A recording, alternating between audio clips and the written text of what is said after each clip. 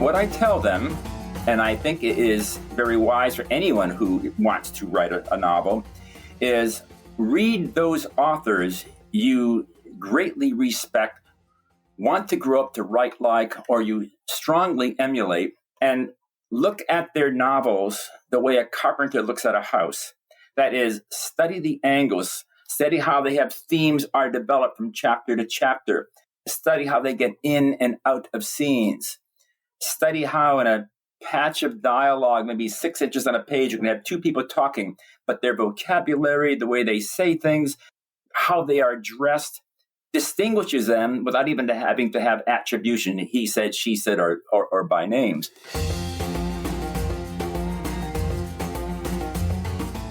Hi friends, this is Read and Write with Natasha podcast. My name is Natasha Tynes and I'm an author and a journalist. In this channel, I talk about the writing life, review books, and interview authors. Hope you enjoy the journey. Hi everyone, and welcome to another episode of Read and Write with Natasha. I have with me author Gary Braver, who's an internationally best-selling and award-winning author of 10 critically acclaimed mysteries and thrillers, including Grey Matter and Flashback. And his latest novel is called Rumor of Evil. And I'm really excited to discuss it with him today. His novels have been translated into 17 languages and 3 have been optioned for movies under his own name, Gary Goshgarian. He's also an English professor at Northeastern University, and he had taught courses in modern bestsellers, science fiction, horror fiction, fiction writing. He has taught fiction writing workshops throughout the US and Europe. Wow. So, Gary, so nice to meet you. I'm happy to have you here, and I'm so excited to learn from your expertise. And Gary, if we can start by just telling us, you just published your latest novel. So if you can tell us a bit about it, what's the inspiration behind it? So the floor is all yours. Thank you, Natasha. It's wonderful being with you. The latest book called Rumor of Evil, shameless self-promotion. Of course. It is the first in a series of detective novels starring 2 Cambridge homicide detectives, Kirk Lucian and Amanda Wing. And it centers on a 16-year-old exchange student from Slovakia, a young woman of Romani descent. She comes to affluent Lexington, Massachusetts as an exchange student to learn about American ways and to exchange her own cultural interests to American kids for over 3 or 4 months as exchange students, duration of exchange students. And things go very well. The local kids in Lexington enjoy her. She's very attractive. She has hand-me-down clothes and she has uncool wardrobe. So they have a lot of fun Americanizing her, bringing her to malls and introducing her to hot dogs and baseball and backyard barbecue and Mexican food. And all goes well until a pizza party. And at the pizza party, one of the boys asks her, when you're not slaughtering pigs in Slovakia, what do you do for fun? And she says, I read palms. So, of course, all the kids think this is kind of cool, and they bring their hands to her. You know, will I get into Harvard? Will we win the basketball game this weekend? Et cetera, et cetera. And one young woman comes up to her and puts her hand out, and as Vadima, her name is Vadima. They call her Lulu. They Americanize her with a nickname, Lulu. As Lulu looks at the hand, she freezes. I can't go on, she says, and she asks to be taken back to the host home in nearby. And then a few days later, bad things start happening to these kids and these kids' families. And that's when rumors begin to fly. And as in the Rumor of Evil in the title, all sorts of prejudices and stereotyping come out. Romani people, aren't those gypsies? And aren't gypsies people who put curses on people? And don't they pray to Satan? And aren't they witches in disguise? And terribly, on Halloween night, she loves sleeping outdoors in the treehouse in the backyard. One Halloween night, the treehouse and tree catches on fire, and she perishes. And that connects that was 19 years ago, connects to the present day, where the two detectives are investigating a woman hanging from a tree in her backyard in nearby Cambridge, Massachusetts. And they say this looks staged. She's too well dressed. She's not dressed for her own suicide. She's dressed for going out with women friends to a luncheon. And that begins the investigation that connects that dead woman in the opening scene to the backstory, the cold case of Badima, who perished in a treehouse. But it's really about spreading of rumors, of conspiracy theories, of stereotyping, which taps into so many things that are in the headlines today in America, as well as 30 miles from here, Salem, Massachusetts, in 1692, when witches were burned, were hanged, not burned. Europe burned a lot of witches in 1692 in these famous Salem witch trials. So it just connects to all that. Huh. So what was the inspiration for this novel for you? Especially the fact that she's, Roman, or some people, we don't call them gypsies anymore, right? It's not politically correct. It's a wrong name. They were mistaken coming from Egypt, which they did not come from Egypt. They came from northern India 4 or 5 centuries ago and then spread throughout Eastern and Western Europe. Okay. I think like any novelist who writes crime stories, I have a file of true life crimes that are really disturbing, really bizarre. And one of them jumped out at me back in 2014 and stuck in my head for a long time. And it's the famous Slenderman case, in which 2 girls from Wisconsin lured another girl, 12 years old, into the woods, and they stabbed her 19 times. Luckily, the victim survived, but the 2 assailants are still in psychiatric institutions. So this is bizarre, Natasha. Why would 12-year-old kids do a terrible thing to a 12-year-old friend? And that's a true story? It's a true story, absolutely true story. And the 2 young girls are still in psychiatric institutions. They told the police that they seriously believed that an internet cartoon character known as Slenderman, a faceless male figure with elongated, wearing a black suit and white shirt, would kill their families if they did not sacrifice their friend. Now, and that is bizarre, but it reflects dangerous superstitions and a reality that is true only because you believe it's true. There are no supernatural elements in my book, but that particular true life case made me look into a real scourge of American adolescence, which is bullying. And I looked into bullying, did a lot of research on bullying, and found out that the bully victim is always somebody who is different, somebody who is kind of an outsider, someone who maybe is too tall or too short or too heavy or too thin or speaks with an accent or comes from a different economics or a socioeconomic stratum. And so I decided to invent a victim from Slovakia, from a rural pig farm, who is very attractive and very smart and wants to belong, but she is different. And she is the one who becomes victimized by all these derogatory stereotypes and eventually is consumed in a fire in the backyard of her host family. But it was that bullying that connected me to this story, or gave me the inspiration for the story that I came up with in Rumor of Evil. Yeah. And you mentioned, if I'm not mistaken, it's a part of a series. Is that true? Yes.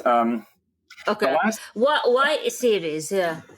The last novel I did, I co-wrote with Tess Gerritsen, who was an internationally famous novelist, and we've been friends for 30 years.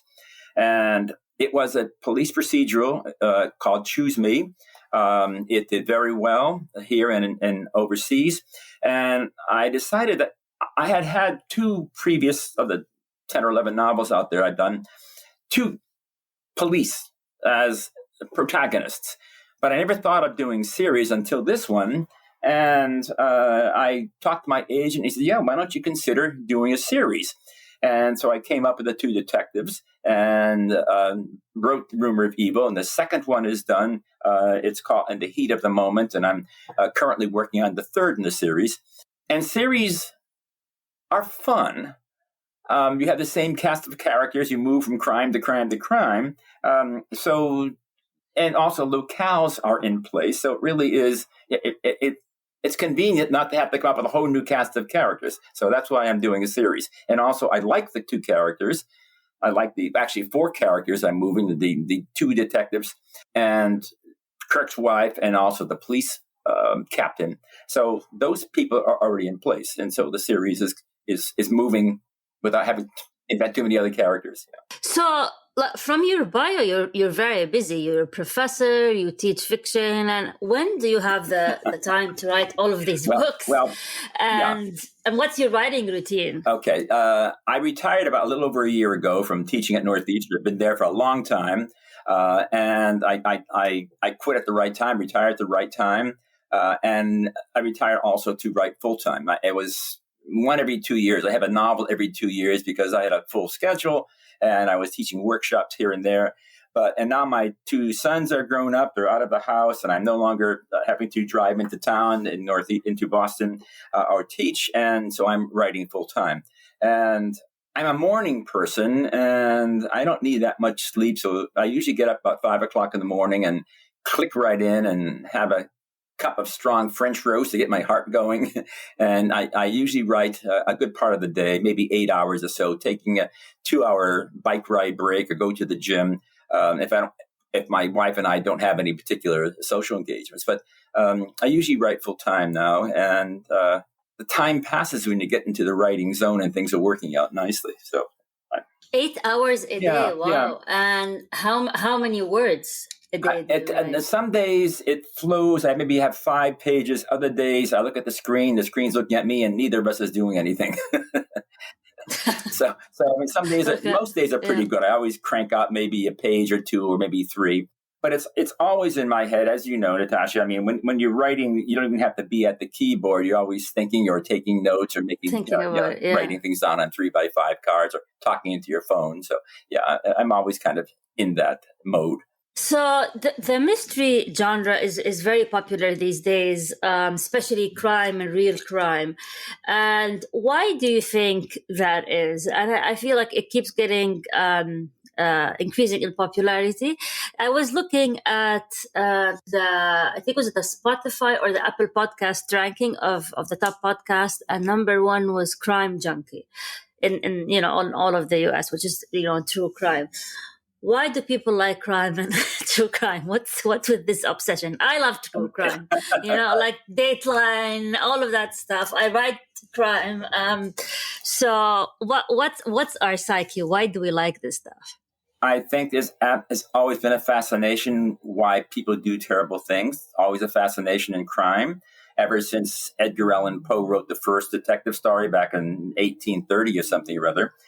So I think that has always fascinated us. If in fact evil is nature versus the product of nature or nurture, and why people do things. I've often had a workshop, Love Your Villain. And I think that villains in literature are different than villains in real life, only because villains in real life, their motives are sometimes foggy. We don't get them, or they're kind of grubby and dumb, like someone shooting on impulse. But the difference between life and literature is literature has to make sense. And I think that most villains in literature are a lot more interesting than real life villains, because we as writers have to make them a lot more interesting than kind of cardboard punch-outs that you might get in comic books or in the early James Bond movies. You just see a bad guy, he's a bad guy, and James Bond and company are going to go after him. But I think that a real villain does not get up in the morning and look in the morning mirror and say, there is the face of evil. I think they have in their own minds sweet-smelling reasons why they do bad stuff. I had terrible parents and I was abused by them, or I was at odds with our neighbors, or we were born poor, so I was at odds with the socioeconomic level of society, or I was at odds with the law, with police. I was at odds with my classmates. I was at odds with society in general. I may have been at odds with nature. I was born with a disability of some sort. So I think they're always getting back. I think that real victims get back. They rob banks because they don't have any money and they never did, or they have a drug issue or whatever. So I think that in books, people look to see what the writer's creative imagination will come up with in terms of motives. Because even in the court of law, with all these legal minds, motives aren't often established. It's much more, you did this crime, you're going to get punished for it.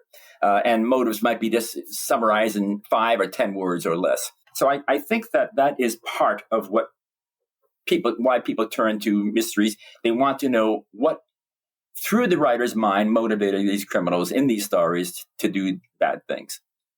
And also hoping for justice at the end, because the real world doesn't always end with justice, as we know. True. So what would you tell someone who wants to write mystery? What are your top tips, I guess, your secret tips? Sure. That's another good question, Natasha. I've taught creative writing for 40 plus years. And most of the students in those writing courses here and in Hawaii, where I taught for several seasons, and in Europe, are writing mysteries or thrillers. There is a difference, and that's not important to get into. But what I tell them, and I think it is very wise for anyone who wants to write a novel, is read those authors you greatly respect, want to grow up to write like, or you strongly emulate, and look at their novels the way a carpenter looks at a house. That is, study the angles, study how they have themes are developed from chapter to chapter, study how they get in and out of scenes, study how in a patch of dialogue, maybe 6 inches on a page, you can have 2 people talking, but their vocabulary, the way they say things, how they are dressed, distinguishes them without even having to have attribution, he said, she said, or by names. Notice how most chapters end in kind of cliffhanger endings, that it makes you at 1:00 in the morning not put the book down. Oh, heck, I've got to read the next chapter because I'm really hooked. I want to see where this is going. How there's often action scenes followed by reflection scenes, action scenes followed by reflection scenes, fast, slow, dramatic, and more thoughtful. And so you get the sense of the architecture of how books are written. It means not reading for plot, I tell my students. Study how they do it. Look at the individual sentences and how in fast scenes there's a narrative thrust, because the sentences are shorter. They don't begin with long participial phrases. There's no use of the passive voice. A voice was heard in the cellar versus Mary heard a voice in the cellar. I mean, and that you dramatize instead of tell. You show instead of tell. Instead of saying that Mary was angry, show Mary picking up her coffee cup and smashing it on the floor. Those are the tips I constantly pass on to students. But read slowly and carefully. Study how others do it. Who do you read? Who do you study? I don't read anyone when I'm writing, but I'll tell you the ones I had used in my course in detective fiction and science fiction, horror fiction bestsellers. Michael Connelly is one of my favorites. The Irish writer Tana French, my co-author in the last book, Choose Me, Tess Gerritsen. I love the writings of Louise Erdrich, even though she's not categorized as a mystery or thriller writer. One of my favorite books by her is The Round House by Louise Erdrich, which has a murder mystery in it. I like Stephen King. I've taught Stephen King in the past, and Dean Koontz, who's quite literary and who is much better writer than the genre asks him to be. So I have several, and my former and late best friend and office mate Robert Parker, who wrote 60 novels and most of them detective stories. So I have favorite authors, even though it might be said I have favorite books because I have not read all the books by all the authors I mentioned. But I do have favorite books, and the authors I mentioned are terrific. What books should writers of mystery read, or aspiring writers? What books should they read? Well, the ones I mentioned, read Gary Braver. Of course, goes without saying. Yeah. I would read Tess Gerritsen. She has a novel that just came out by my former co-author. I would. Stephen King has a very good book on writing. Came out maybe 15 years ago, which I recommend to check out. Just to giving some ideas and some tips other than what I passed on. But I look for the literary quality of writers, and the ones I mentioned, Michael Connelly in particular. The Harry Botch novels are well done. The trouble I had with as an English teacher is the swarm of new novels that were self-published. There's nothing wrong with self-publishing because today the major houses on the waterfront in New York City are overwhelmed with manuscript submissions and don't have a time to read it all. And they often hire an English major graduate from NYU or Columbia to read all the stuff that comes in, and anything hits them as a potential, they'll pass it on up to superiors.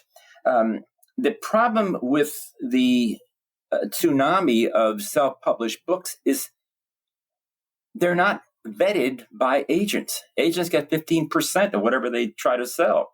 And they're usually not vetted by really professional, experienced editors. So what often is published by self-published people are books that really are not as well written as they were 30 years ago, we'll say, when you had an agent with a literary background have a sense of what the marketplace would demand, and then editors in the publishing houses that are trying to make money and but also maintain a standard of writing. So that's my main complaint as a former English professor. But don't you think sometimes the authors wants more control of what they write? And now with the advent of social media, some authors can actually sell more books without an agent and without a publishing house. It's like cutting the middleman. Yeah. And I've heard from authors who were traditionally published, but then they went to self-publishing because they wanted more control. Sure. Yeah. So that's another way of it, especially that, as you said, and some of the authors that I talked to say that, I'm not sure I'm going to be alive or live long to get my manuscript accepted by an agent, and time is short, So, and the traditional publishing journey is extremely slow. So, I mean, that's another point of view, I guess, but I don't know. It's it's tricky these days. But there's also very talented people out there who are not getting published or even getting read by the traditional publishing. So I understand the impetus to self-publish. I spent 3 years on this manuscript, and it's terrific, and all my friends love it. And I gave it to my former English professor, and he or she read it and said it's great. And it's frustrating to try to put it in the hands of someone who's going to put it into print. And that's I understand that impulse, and you're absolutely right. That's the other side, So you've been in the industry for a long time. So how did you find your first agent? Well, that was easy because this was back in the early 80s. And I mentioned my office mate was Robert Parker, and he had already begun his climb upward before he left Northeastern. And I finished a book, and I said, is there anyone in your Jack Hawkins agency that could look at this? And I said, sure. So we sent it off, and I got an agent almost instantly. Things were a lot easier back then, and I always feel a little fraudulent when I'm teaching 20-something-year-olds in a fiction workshop. But I do remind them they have one thing that I don't have. They have their youth on their side. And as you said, they'll live long enough to see something published if they got something decent. But it is right now, I would hate to be breaking in as a middle-aged writer trying to break into the market because unless you have a knockout book, and even if you do have a knockout book, getting someone to read it and to recognize it as a knockout book is hard because it is almost as difficult to find an agent who could connect it to a major publishing house, which would give it the financial boost in marketing that it deserves. It's difficult. Yeah. How do you market your books? Do you outsource the marketing, or what do you do? I hired an agent, a publisher, public relations agent for this one, and she did a fine job and introduced me to you and others in doing podcasts. Social media, Facebook, and I contact local libraries and bookstores to go in and do signings, and do everything I can to get the word out. Rumor of Evil came out in October, which is a very hot month to have a book because everyone is aiming for the holiday sales. So there's a flood of new books that had come out at the same time. But this one got fabulous reviews, pre-publication reviews, and it was an editorial pick on Amazon for the month of October when it came out. So it's gotten nice promotion just from that. But you still have to keep on reminding readers that I'm here and this is a good book and I hope you buy it, because that's what it's all about. Yeah. What is the platform or the manner where you're selling more books? Is it online or is it through book reading? And it's probably more online because you could reach more people. Okay. If you go to a library, I was in a library 2 nights ago, and maybe 30 people showed up, and a good number bought books. But it's much more. You have greater distribution, dispersion online. Buying ads on BookBub and shelf awareness and those kinds of things. It gets very costly. But it's the only way to be recognized, given all the flood of all this other information that's coming out. So it's online, I would say, is the easiest way to reach more people. Yeah. So I was listening to a podcast the other day with a top literary agent, and what was she saying? That what sell books now are not reviews in the New York Times or lists in New York Times. It's if the book becomes viral on places like TikTok.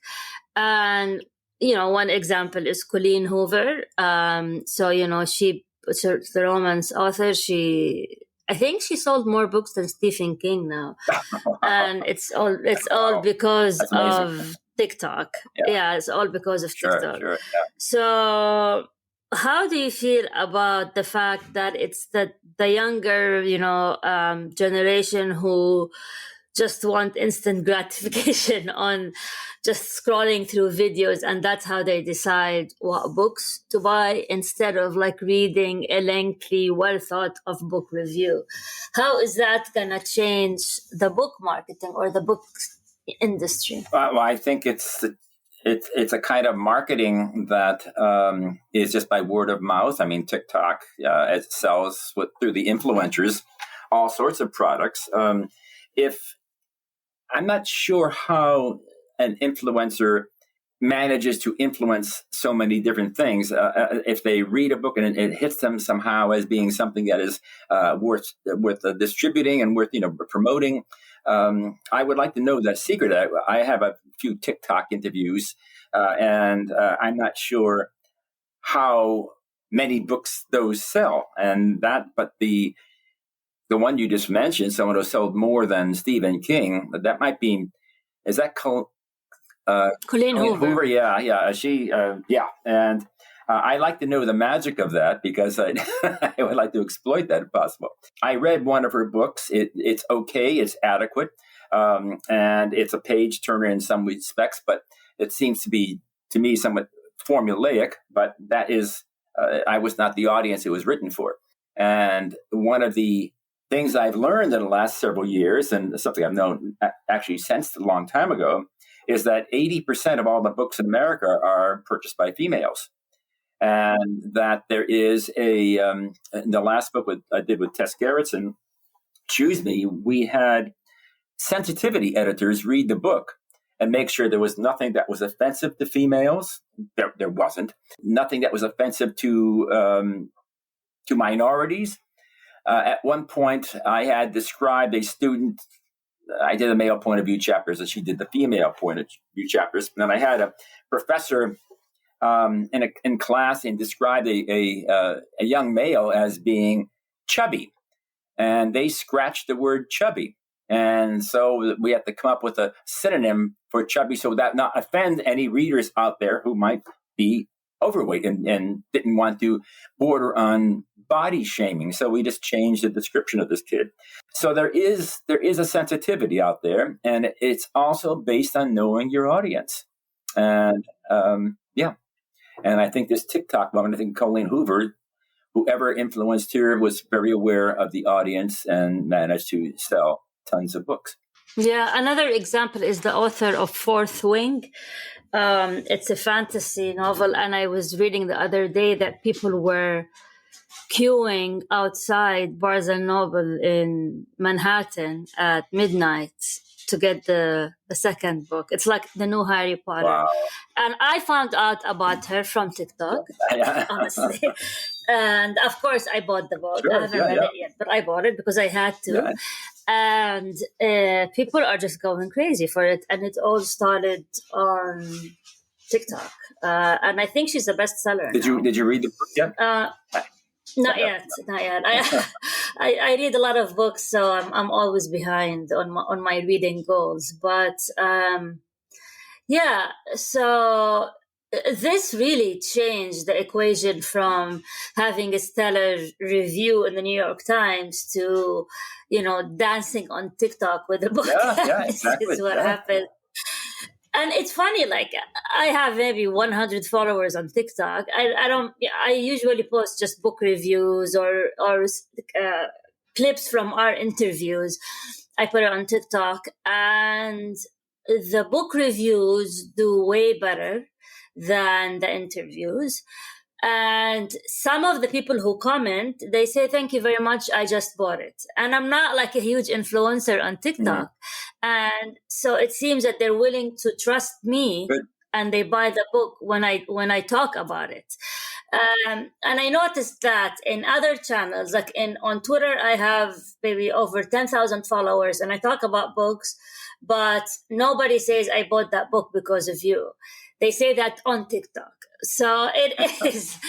So it's, and I'm not getting like anything, a kickback or anything from, recommending these books. I'm just doing it for fun. Mm-hmm. Well, that's great. So it's interesting to see that people are more willing to buy books if they see them recommended on TikTok rather than other channels. So that's my kind of own discovery. So something to think about. Mm-hmm. Okay, so I published a mystery novel. Finished another one. I'm working on a third one, and the third one is from the perspective. Parts of it from a perspective of a serial killer. Mm-hmm. And or we still don't know if he's a serial killer or not. We're suspecting he's a serial killer, so I'm not going to ruin it for you.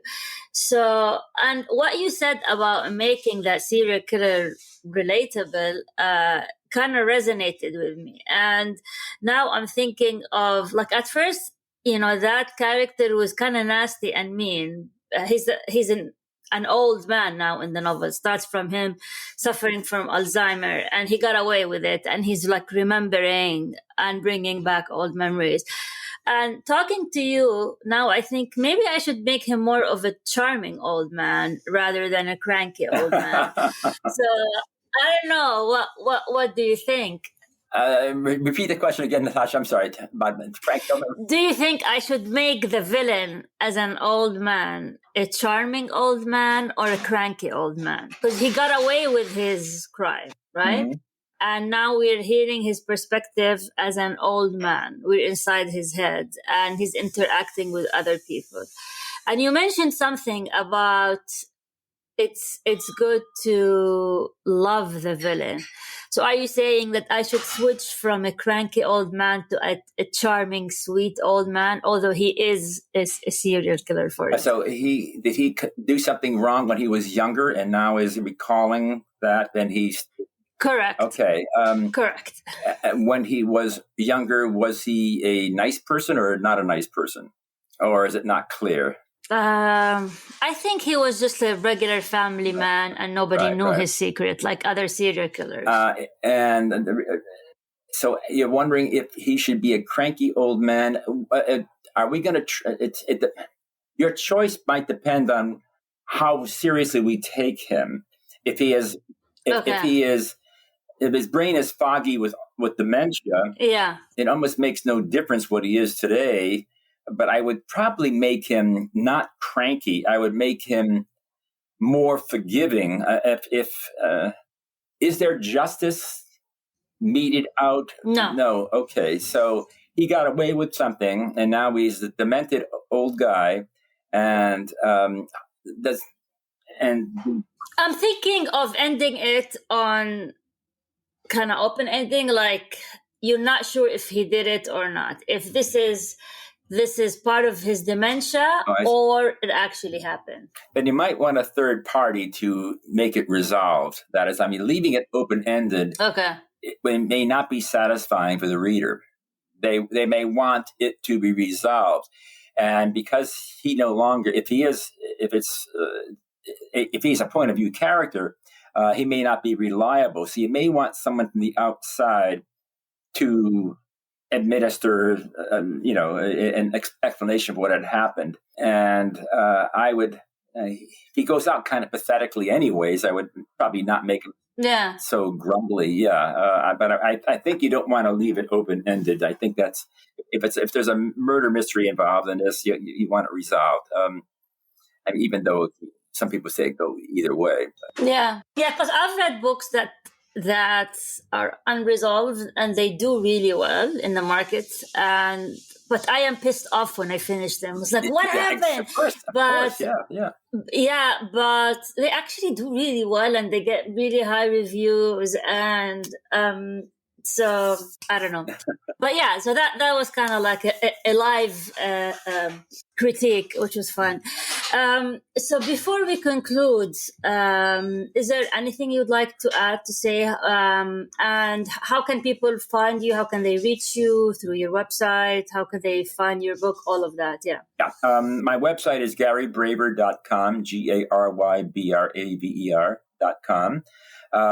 And if there are people here in the Boston area have book clubs and want to adopt it, I will visit your book clubs and talk about the book within a 50-mile or 75-mile radius of Boston.